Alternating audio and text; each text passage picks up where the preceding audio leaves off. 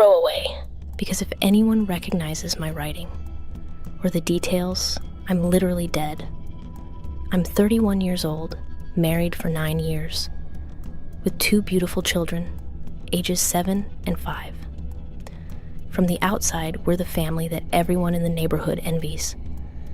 A 2-story house with a garden, an inflatable pool for the kids, him with his supervisor and logistics job that lets him travel a lot and earn really well. I stayed home after the second child because it was best for the family. I post photos on Instagram of family breakfasts, beach trips, perfect birthday parties. People message me saying, "What a beautiful family. I wish mine was like that." No one knows that my husband Javier is a serial killer and that I've been his perfect accomplice for exactly 23 months. It all started one night in October 2023. It was 3:17 a.m. when I felt someone shaking my shoulder hard. I opened my eyes and there he was, standing next to the bed, his white shirt completely soaked in blood up to his elbows, his face pale but strangely calm. "I need you to come down right now," he whispered. "Bring the industrial bleach we keep in the garage and the big black gloves. Don't turn on any lights and don't wake up the kids." I went downstairs barefoot, trembling. In the trunk of the SUV was her, a woman about 28 years old, long brown hair, still wearing the pink waitress uniform from the roadside restaurant. Her throat had been cut from ear to ear. The blood was still slowly dripping onto the plastic he had laid down so it wouldn't stain the interior. I didn't scream. I didn't vomit. I just looked at him and asked quietly, "Who was she?"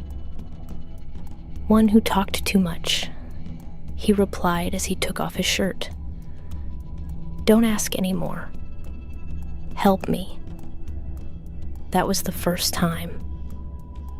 We spent 4.5 hours cleaning. I pulled out the body. We rolled it together in triple-layer industrial garbage bags, cleaned the trunk with bleach, rags, and even the vacuum for the tiny droplets. At dawn, we dug a hole almost 2 meters deep in the back of the yard, right behind the big lemon tree we planted when we moved in.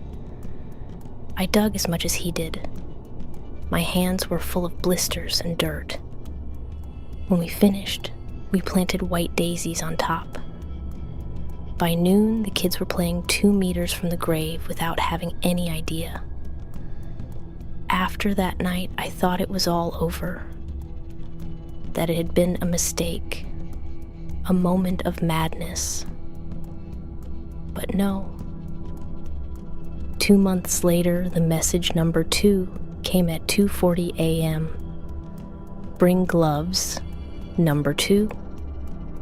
This time it was a co-worker of his, a 26-year-old girl who had threatened to report him for sexual harassment at the company. I recognized her because Javier had shown me photos of her on his phone months before. We cleaned her the same way. We dug another grave, this time next to the first lemon tree.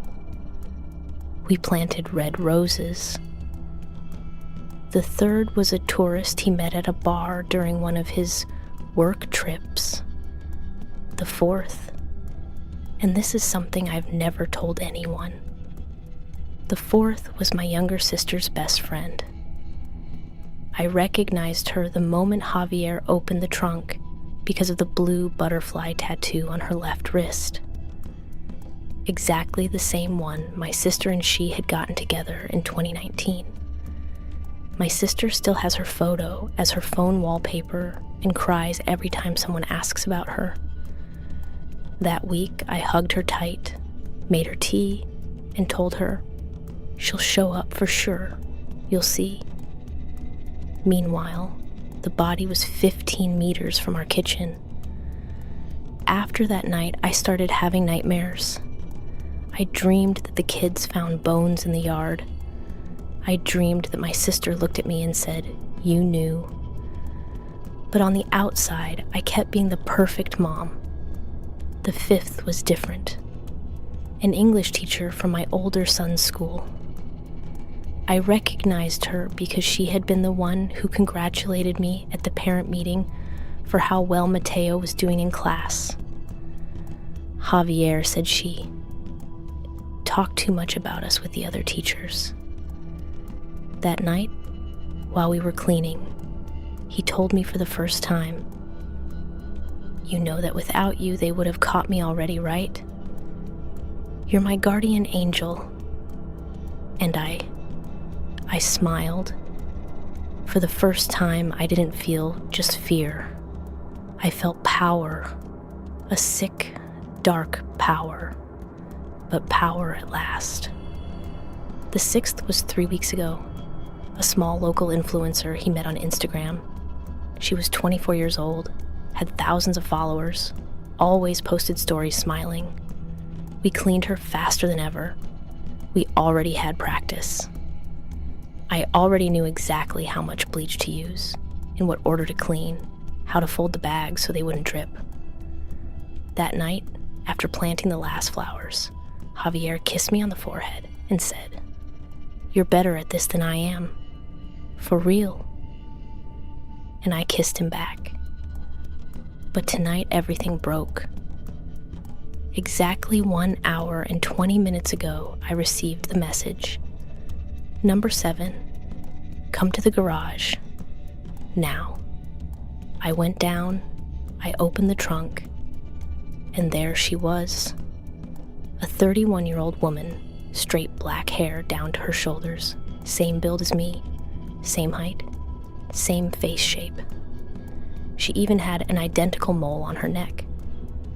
She was wearing clothes similar to what I wear when I go out. Dark jeans and a simple white blouse.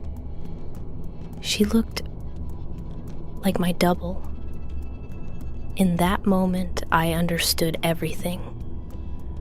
Javier doesn't need me as his accomplice anymore. He needs me dead to replace me. He wants a new wife who doesn't know anything about the bodies under the lemon tree. One who is clean.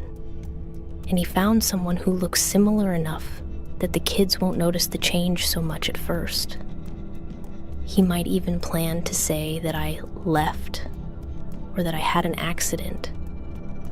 I'm writing this locked in the downstairs bathroom with the door blocked with a chair. The kids are sleeping upstairs. I can hear him pacing back and forth in the garage, waiting for me to come down to help him like always. I have the new shovel. I bought it 2 weeks ago without him knowing, hidden behind the toilet. Also, the largest butcher knife from the kitchen, the one he uses for cutting thick meat. And I have something else, a small bottle of rat poison that I dissolved in a water bottle I left in the fridge days ago. If I can't kill him with the knife, I'm going to offer him water, because he must be tired. I've been planning this for months, since the 4th victim, when I started to realize that he was already looking at me differently. I started saving cash in a box under my daughter's bed. I started secretly recording his messages with the old phone he thinks I threw away. I have photos of the graves, dates, everything. If I make it out of this night alive, I'm going to burn this house with all the bodies inside and leave with the kids to another country. I have fake passports saved for a month, another detail I never told him. But if I don't make it, if tomorrow I don't post anything else here, please, whoever is reading this, notify the police. Tell them to check all the disappearances of women between 24 and 32 years old in the last 2 years in this area. Tell them to ask about Javier Lopez, logistics supervisor, married, 2 children. Tell them to dig up the backyard of the house with the big lemon tree and the flowers. I don't know if I'm going to survive the next 30 minutes. But for the first time in almost 2 years, I'm no longer just the perfect accomplice. I'm the one who's going to end this. I'll update if I can. Please, wish me luck. For real.